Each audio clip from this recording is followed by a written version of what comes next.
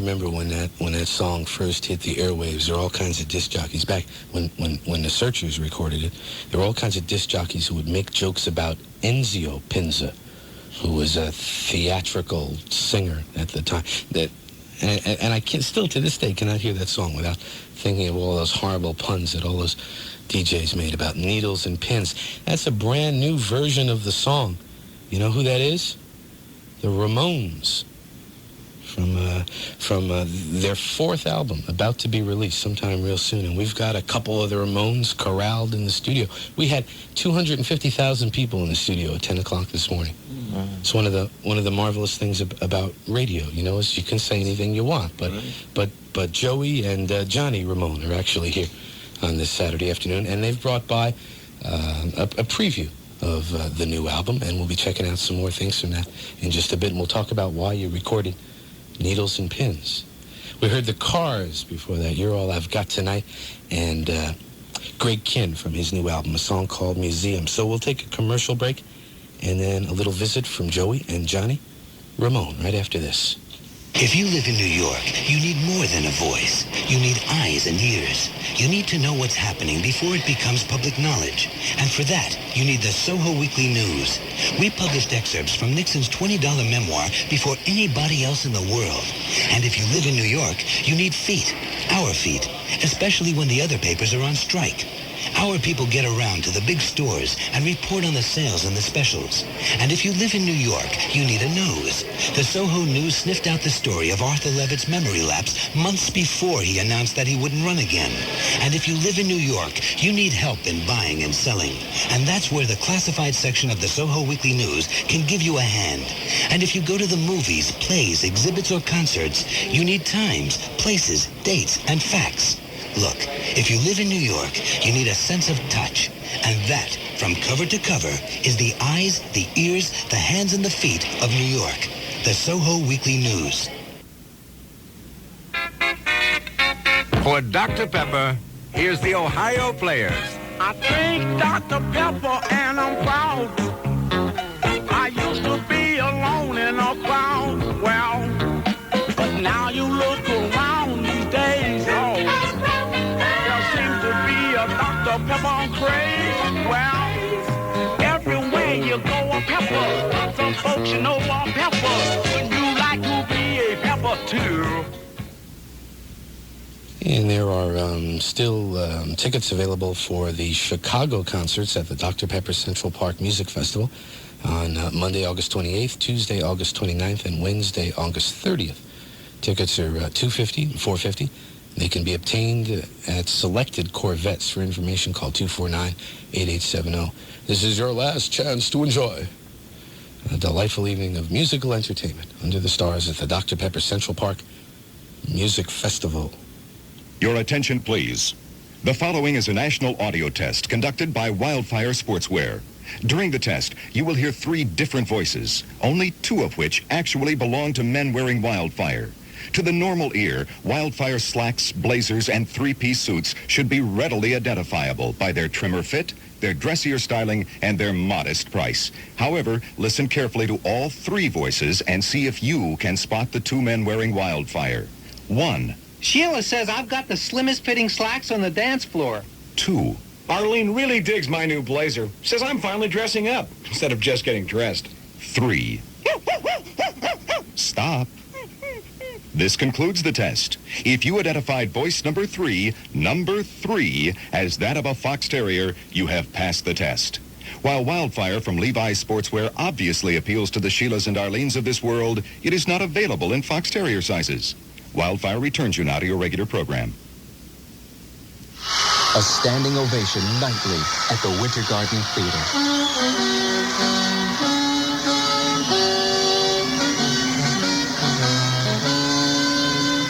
Beatlemania continues its unprecedented success to overwhelming audience response. A visual and musical celebration of the 60s, Beatlemania features 4 young men who look and sound very much like the original foursome. On stage, they perform the Beatles music live. Around them, slides, film, ticker tape, video projection, and lights tell the story of a decade. Beatlemania is more than reliving your past. It's a rebirth of the spirit that made it all happen. Beatlemania, a show for everyone, now playing at the Winter Garden Theater.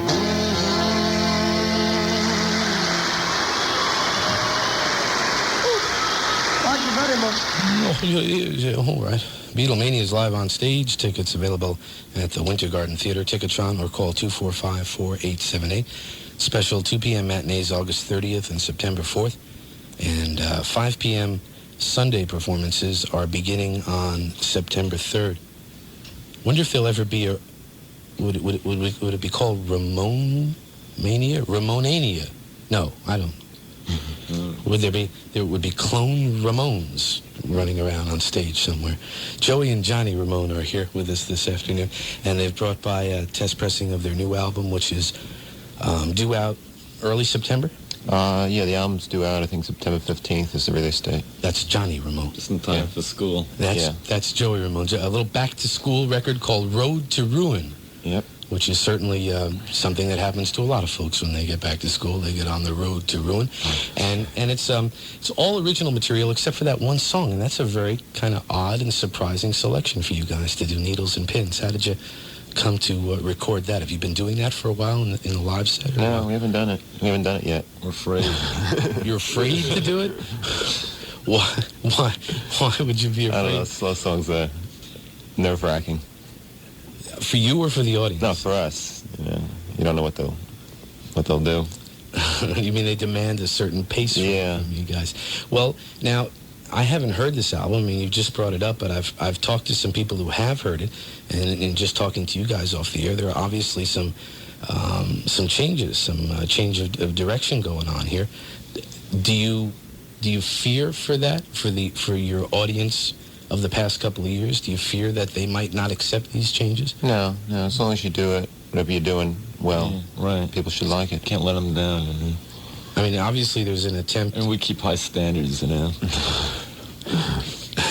Well, why are you afraid to do Needles and Pins? Come on now. That's such a great song. I want to do it, though. Yeah, we want to do it. We're just so used to playing the fast stuff. We love playing the fast stuff live. And whenever we break in a new slow song, we're nervous about it. We'll do it in Europe. Watching you guys play out at the Capitol Theater, when was that? Last fall or winter or something like that? There was a November. They did a November. Yeah, they did a New Wave in New Jersey show. Eddie and the Hot Rods and Talking Heads was on the bill, I think, as well. And you guys headlined. And I just kind of wandered around the theater during the set, and just I felt so much incredible energy coming off the audience, It was just like, and it was a driving music going on stage, just blasting the walls. And I have, my wife is, she's a fairly conservative lady when it comes to music. She hates most of it. I mean, I've been working in the business for so long now that she just, and she reacted the same way. I mean, she picked up on this energy and she started bopping up and down. And she doesn't do that for hardly anybody. So there is that drive that exists in your music, which is, in a sense, almost magical. A lot of people say, wow, it's just loud, it's noisy, it's whatever, but there's something else going on there. There's some kind of a vibration going on there that people can pick up on. I guess that's what rock and roll is all about. I don't know. That was the night that was, Joey faced a rather tragic... Got hit with the stove. Really, man, that was incredible. Something blew up in your face in the dressing room. Yeah. And the Passaic Rescue Squad rushed Joey off to... Wild night, Rushed him off to the hospital. Hey, and then listen, man, you guys, you can't fool around in New Jersey. Right. Because dangerous state. You're playing in Jersey tonight, as a matter of fact. Yeah, on the shore. Where are you going? New Brunswick. Do you know where are you playing? Do you know? The Red Fox. The Red Fox in New Brunswick. And will you be doing some of the new songs? Yeah, some of them. How about this one, the one that we're about to play, the single? Yeah, we'll be doing that. Okay. The title of this is what? Don't Come Close. Don't Come Close. And this will be released next week. Yeah, around the 7th or 8th of September. Okay, as a new single from the Ramones, right here at WNEW FM, New York. And that one, I Want to Be Your Boyfriend, goes back to the first album from the Ramones. and something brand new. It'll be part of the album Road to Ruin, and it will also be the single release from the band, Don't Come Close. Kind of a preview premiere, all those words that they use on radio when somebody brings by a copy of a new record. Exclusive, that's the word. It's a WNEW-FM exclusive, friends, with Joey and Johnny Ramone hanging around as well. Scott Muni or something. Who? You know, he's always doing that stuff. Scott's down the Jersey Shore too, as a matter of fact. Everybody hangs out down the Jersey Shore at one point or another along the way. I'm thinking about having you guys up on the show this morning, and I wondered, in all the stuff that I've read about you in all of the various publications, I don't think I've ever heard about other musical background. What happened before the Ramones? Were there other bands that you played in, bands that might be considered more progressive? Quote, that the early 70s progressive scene. Are the Ramones a reaction to something? No, that made us go this way? Huh? That made us take this turn? Yeah, exactly. That's what I mean. No, we weren't really doing much. We were just sitting around unemployed. And we say thinking about the future. Yeah, we decided it's what we always wanted to do. We always wanted to be in a rock and roll group, and we just went out and bought guitars and did it. So this is your first band? Yeah, we had fooled around when we were younger, like, say, junior high school days and things like that. We had fooled around. We tried to get into Beatlemania, but they wouldn't let us in. They wouldn't let you guys into Beatlemania? You know. Oh, come on. So we'll see what we can do about that. big sponsors here at the station. We'll see what we can do about getting into Beatlemania. You guys all grew up together then? Yeah, we all lived in the same block. In Queens? Yeah, Forest Hills, Queens. Forest Hills. We met Marky on Cyclone in Coney Island. Yeah. It's a good Last place. Sunday. Last Sunday. Right. And signed them up. Uh-huh. So Ramones then was the first means of expressing something that you felt about your lives. Yeah, it was the first group that we really sat down and wrote songs. We had fooled around like in junior high school, but, nothing serious. Yeah. Okay, so the scene since you guys started has changed enormously. Yeah. I mean, and you guys were certainly there at the very beginning of whatever this thing is that's been called new wave and punk and all kinds of other phrases. Not only here in New York, but in England as well. From what I understand, when you guys went over, you turned a lot of people on to this return to roots or whatever. Well, this all started at CBGB's in late 74. Right. And we went over to England for the first time in, I think, 4th of July of 76, bicentennial. And all the groups started, there then. Why do you think the reception in England was so much more enthusiastic at first than the reception here in terms of reaching a larger audience than you reached here in the beginning? I mean, here it's an underground scene, basically. Well, it's hard for kids to learn about new things, because if the magazines don't put you in them until you're big and the radios don't play it until you have an album out. But the press in England, looks for new things, and it's just actually three major papers, Musical Express and Melody Maker and Sounds, and and they'll put you in that, and it's read by everybody in the music business. Yeah. I've always felt that because England is such is a small country, I mean, England is it's very small. It's like the size of whatever New York State or something. Yeah, it's like a state here, and everything reaches the whole nation all at once when they watch TV or listen to certain radio stations. It's national press too. Like here, we have all local press, and everything is local. If you do something in one city, they don't know about it anywhere else. But there, it's all national. Well, now on the last album, on Rocket to Russia, there was kind of a breakthrough for you guys with was it Rockaway Beach? Was that the one that some top 40 stations picked up on and started to play? Well, Sheena, and then Rockaway Beach, and then Do You Want to Dance were the three singles, and each one got a little more radio play than the former.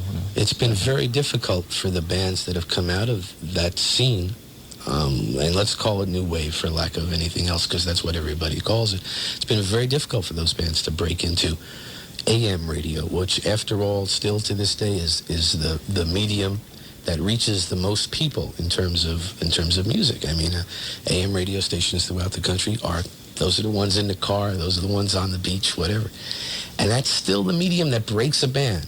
You know, if you take the more traditional bands, the Fleetwood Macs and Bob Seger and people like that, it wasn't until a hit record on AM radio that they became something other than just another working band. Conscious effort on your part to break into that with the new album?